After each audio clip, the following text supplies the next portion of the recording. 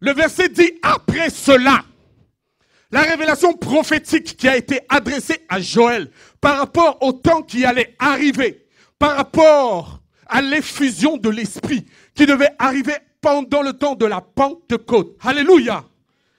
Joël va prophétiser et il va dire, voici ce qui arrivera en ce temps-là. Ce n'est plus le temps où l'Esprit viendrait pour équiper une personne qui a été ointe, qui a été consacrée, celui et sa famille, pour pouvoir servir Dieu. Mais une équipe où maintenant l'Esprit va se déverser sur toute chair.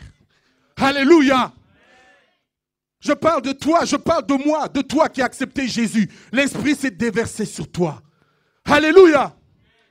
L'Esprit s'est déversé sur toi. Mais qui est l'Esprit? Posons-nous la question.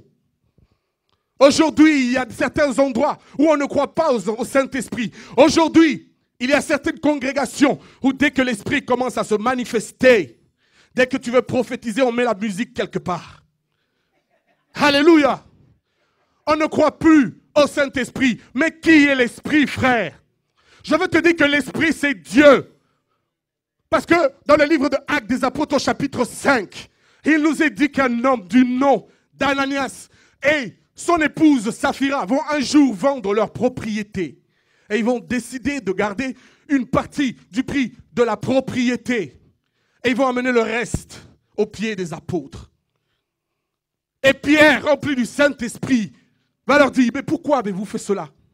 Pourquoi avez-vous décidé de mentir au Saint-Esprit? Plus bas au verset 4, il va ajouter, ce n'est pas à un homme que vous avez menti, mais c'est à Dieu. Je dis, le Saint-Esprit est Dieu. Le Saint-Esprit est Dieu. Alléluia. Alléluia. En quoi le Saint-Esprit est-il important? Il faut que tu le comprennes.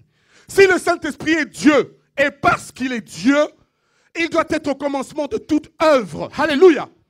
Parce que lorsque tu sers Dieu, tu ne te sers pas toi-même. Tu te mets à la disposition de quelqu'un, quelqu'un qui te reconnaît comme faible, quelqu'un qui t'appelle, quelqu'un qui te qualifie, quelqu'un qui te met dans sa gloire et qui te dit va.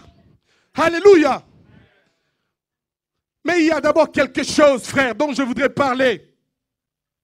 Et c'est important. En quoi le Saint-Esprit est-il important? Pour le service. Dans ce point bien particulier, parce que nous parlons du service de Dieu. Alléluia. Le Saint-Esprit est celui qui détient la vision, le plan de ce service qu'il te demande. Alléluia. Aujourd'hui, nous voyons des gens commencer une œuvre. Et puis du jour au lendemain, on ne comprend pas. Ça disparaît. Frère, je veux te dire la vérité aujourd'hui. La vérité est que beaucoup de choses qui commencent et qui terminent, la vraie question est de se poser, est-ce que Dieu était au départ ou pas? Parce que si Dieu n'est pas au départ, il ne sera pas à la moitié ni à la fin. Alléluia. Il détient la vision. Actes chapitre 12. Il dit, mettez-moi à part Paul et Barnabas pour l'œuvre à laquelle je les ai appelés. C'est lui qui détient ça. Il détient la vision. Et il t'appelle. Il dit, marche dans cette vision-là. Le second point, c'est qu'il est le garant, frère. Le garant de la réussite de sa propre œuvre. Il est le garant, je dis. Frère, un garant, c'est quelqu'un qui atteste de la réussite d'une entreprise. Avant même que celle-ci n'ait commencé. Il est le garant. Alléluia. Donc lorsqu'il est le garant et que tu viens, et que tu travailles avec lui, tu es sûr d'une chose.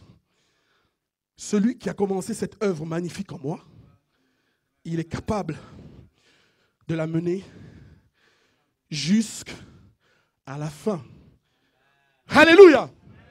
Frère, ça c'était pour parler de en quoi le Saint-Esprit est important. Mais maintenant, pourquoi il est? Frère, la Bible dit, Jésus va regarder ses disciples et dit, il est avantageux que je m'en aille. Sinon le consolateur, l'esprit de vérité ne viendra pas. Il faut que j'aille, il faut que je m'en aille. En grec, il est appelé le parakletos. Alléluia. Le consolateur, le partenaire parfait, l'ami fidèle, celui qui ne t'abandonnera jamais, celui qui ne regarde pas tes faiblesses, celui qui t'accepte malgré la pourriture qui est en toi, celui qui ne te juge pas, celui qui te dit viens, marchons, j'ai payé le prix pour toi et je vais avec toi jusqu'au bout. Alléluia. Partenaire. Quand on parle de partenariat, cela veut dire qu'il a sa part et tu as ta part. Alléluia. Ça fait mal au cœur, frère. Je ne sais pas. Je bénis le Seigneur pour la vie de mon frère.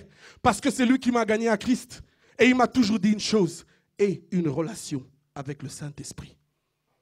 S'il ne m'avait pas dit ça, peut-être que je serais devenu un religieux ou autre chose. Partenariat. Alléluia. Parce que lorsque tu es partenaire avec le Saint-Esprit, tu dois comprendre que tu n'es pas partenaire avec un homme, mais tu es partenaire avec quelqu'un qui n'a pas d'âge. Tu es partenaire avec quelqu'un qui est sans limite. Tu es partenaire avec le Créateur de toutes choses. Tu es partenaire de quelqu'un qui, même s'il t'arrivait de mourir comme Lazare, il est capable d'ordonner à la mort de reculer. Il est capable d'ordonner à toutes ces choses de te quitter. Il est capable de te ramener à la vie. Alléluia! Partenaire. Et tu as besoin d'être partenaire en ce qui concerne le service. Sinon, laisse-moi te dire que tu vas vite déchanter. Alléluia.